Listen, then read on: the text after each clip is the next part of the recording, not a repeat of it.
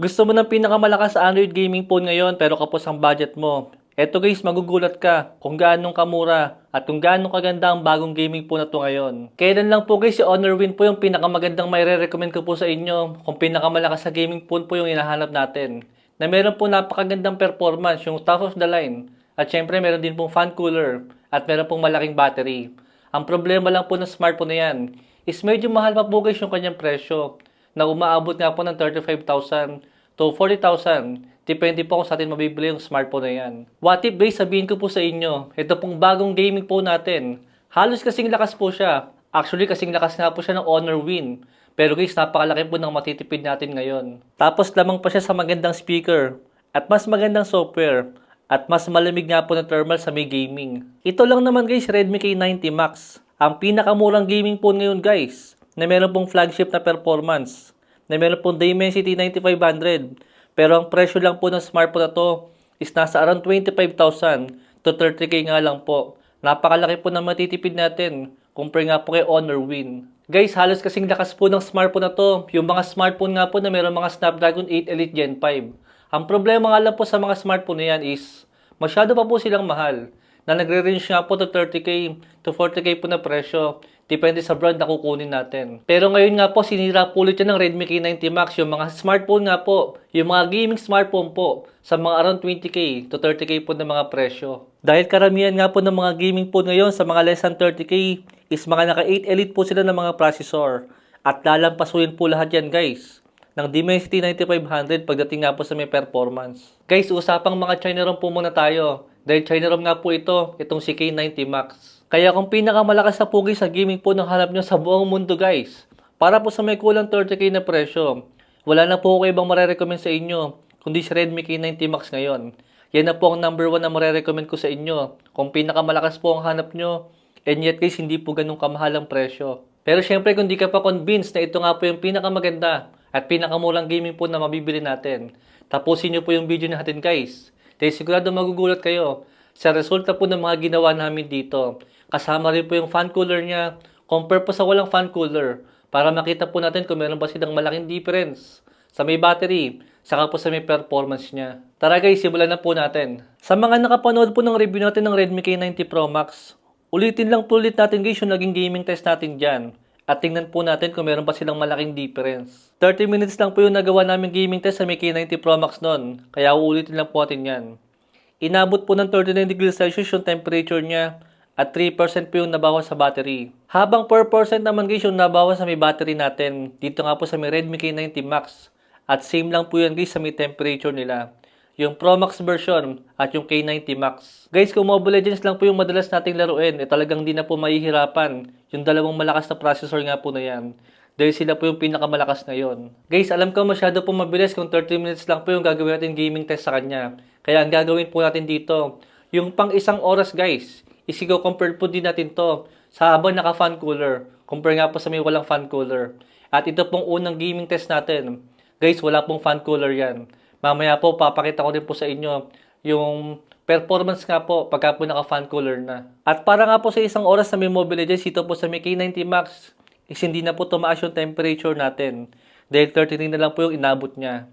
Habang 6% naman po yung nabawas sa isang oras na Mobile Legends dito po sa may K90 Max. Sure ball na yan guys, talagang di na po sila mahihirapan sa isang oras nga po ng Mobile Legends dyan. Kaya dito naman po tayo sa medyo mabigat na game. Sa Redmi K90 Pro Max po ulit guys, 10% po yung nabawas sa kanya sa 30 minutes lang po na gaming. Dito po sa may bright memory.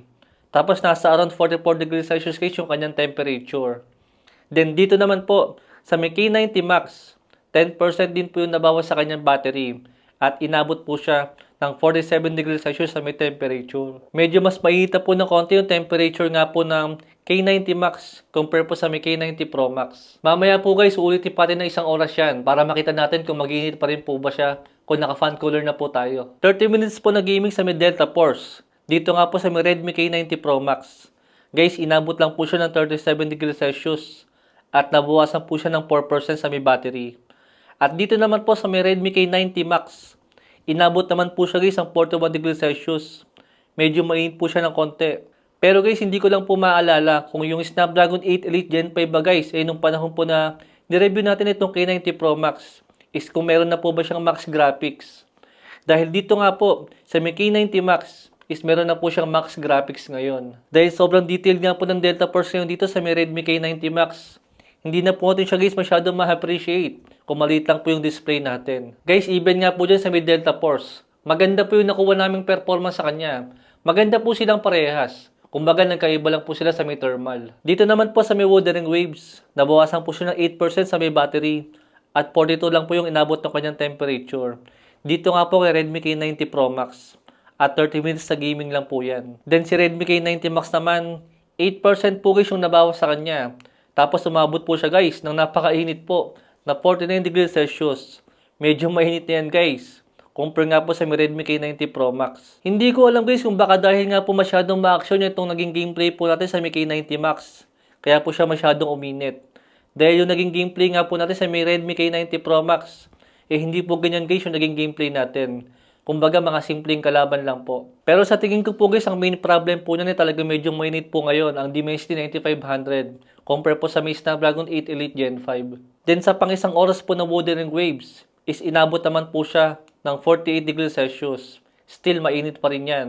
Tapos sa may battery natin, is 13% po yung nabawas sa kanya. Ngayon guys, ito po yung conclusion natin. Kung ano ba yung ibig sabihin ng ginawa natin dyan. Dyan po sa may K90 Max at K90 Pro Max. Still guys, feeling ko mas okay pa rin po ang Snapdragon 8 Elite Gen 5. Compare nga po dyan kay Dimensity. Dahil talaga maganda po yung nakuha nating thermal sa kanya. At pero guys, kung usapang performance, still pares naman po sila na maganda po yung performance na makukuha natin. Talagang nagkaiba lang po sila sa pinaka-thermal po niya. Pero syempre guys, alam niyo naman po ang problema sa may Snapdragon nga po. Masyado pa po siyang mahal na umaabot pa nga po ng kulang 40,000 or higit 30,000 pa. Pero ngayon nga po dito, kay Dimensity 9500, mas mura siya. Medyo maliit nga lang po ng konti. Pero napakalaki po guys ang matitipid natin. Pero yung performance po na gusto nyo makuha sa may Snapdragon 8 Elite Gen 5 is mabibigay din po yan ng Dimensity 9500.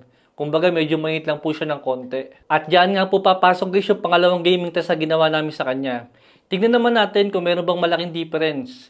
Yung meron pong fan cooler ngayon, compare po sa ginawa natin kanina na wala nga pong fan cooler. At guys, hindi nga lang po yung fan cooler ngayon ang matindi sa may smartphone na to. Dahil sa lahat daw po na meron mga fan cooler ngayon sa mga smartphone. Pagka po kinumpare nyo yung fan cooler ng K90 Max, compare po kay Red Magic 11 Pro or kay IQ 15 Ultra or kay Honor Win. Guys, maliliit daw po ang fan cooler ng mga smartphone na yan. At napakamamahal pa ng mga presyo nila. Pero yung fan cooler po ng K90 Max is napakalaki niya. And yet guys, siya pa yung pinakamura ngayon sa mga smartphone nga po at sa mga gaming phone po na meron mga fan cooler ngayon. Pero syempre guys, ibang usapan po kung ano ba yung magiging resulta natin. Compare nga po sa kanina na walang fan cooler. Kung talaga ba nakakatulong siya. Ngayon guys, ito na po yung pinagtataka ko. 4% lang po yung nabawas sa kanyang battery habang nakabukas nga po yung fan cooler natin. Tapos sa may temperature, is same pa rin po siya na meron 39. Eto pa guys, 18% nga po yung nabawas kanina. Tapos 49 po yung inabot ng kanyang temperature sa isang oras. Pero nung binuksan po natin yung fan cooler, 17% na lang po yung nabawas sa kanya. Tapos 46 na po yung naging temperature natin. Isipin mo yun guys, wala silang malaking difference sa may battery. Kahit po nakabukas yung fan cooler natin. Pero yung temperature po ng smartphone natin is mas lumamig nga po siya sa paglalaro. Ngayon lang po ko guys nakakita ng ganyang kalaking difference nga po sa mga fan cooler ngayon sa mga smartphone. Dahil talagang lumalamig po yung smartphone natin. And yet guys, hindi po ganun kalaki yung nababawas sa battery natin. Kumbaga parang mas okay nga po na meron na po tayong fan cooler ngayon. Di talagang hindi po natin ramdam sa may battery yan. And yet lumalamig po yung smartphone natin. Dito naman tayo guys sa may Delta Force. Ang ginawa po namin sa kanya is nilagay naman namin siya guys sa may 120Hz refresh rate at HD po na graphics. Inabot po siya guys ng 43 sa may temperature niya. Habang 14% po yung nabawas sa kanya habang nakapatay nga po yung fan cooler. Then nung nagbukas na po kami ng fan cooler, still naka HD graphics pa rin at 120Hz refresh rate. At naging 41 na lang po guys yung temperature natin dito. Habang sa may battery po niya is 15% naman po yung nabawas sa kanya. Pero guys, inabot naman po siya ng 1 hour and 12 minutes dito nga po sa may Delta Force. Dito nga po sa naka fan cooler. Kaya technically po guys, wala po silang malaking difference. Kahit po bukas yung fan cooler natin, kahit po nakapatay guys, wala po tayong mararamdamang malaking difference sa may battery nila. Kaya mas okay po na meron tayong fan cooler dahil hindi nga po siya nakaka-apekto sa may battery. Sa wuthering waves naman guys is 13% nga po yung nabawas sa kanya sa isang oras. At 48 naman po guys yung inabot ng kanyang temperature kanina habang nakapatay nga po yung fan cooler. Then nung binuksan na nga po namin guys yung fan cooler, guys mas lumamig na nga po yung smartphone natin. Pero sa may battery po, still wala pa rin po silang malaking difference sa mga nabawas sa kanila. Guys, sobrang ganda po ng Redmi K90 Max kung talagang pure gaming phone po yung hanap natin. Lalo kung wala po tayong pakialam sa may camera. Dahil yan nga po ang downside guys ng smartphone na to. Compare nga po sa ibang smartphone guys sa mga ganitong presyo din. Na maganda po yung camera nila. Compare nga po kay Redmi. Guys, sobrang ganda po ng Redmi K90 Max kung talagang pure gaming lang po yung hanap natin. Lalo kung wala nga po tayong pakialam sa may camera. Dahil yan po yung downside guys ng smartphone na yan. Compare nga po sa ibang gaming phone ngayon sa ganyang presyo. Na maganda po yung camera nila. Pero guys, mas mahina po sila compare nga po kay Redmi K90 Max. At wala pa silang fan cooler. Guys, dyan pa lang po sa may performance ay talagang napakasulit na. Bonus na lang po yung 8550 mAh sa battery, 100 watts sa charger. Saka po itong sound by boost na speaker niya. Ito rin pong 165Hz na refresh rate. Saka po itong aluminum frame sa kayong kanyang body. At para lang po yan guys sa kulang 30k nga po na presyo. Pero syempre guys, kung gusto nyo nga po na mas magandang camera, si Redmi K90 Pro Max po yung kunin natin. Malakas siya. Maganda yung thermal kahit walang fan cooler. Maganda pa yung kanyang camera. Kaso guys, yung presyo nga po ng smartphone na yan is umaabot nga po ng 35,000. Meron po tayong link guys ng Redmi K90 Max yan po sa may baba. Kung gusto nyo pong umorder ng smartphone na to. Guys, isang like lang po. Dahil medyo madugo nga po yung inabot ng aming gaming test dito. And yun lang po guys yung ating review sa may K90 Max. Thanks for watching.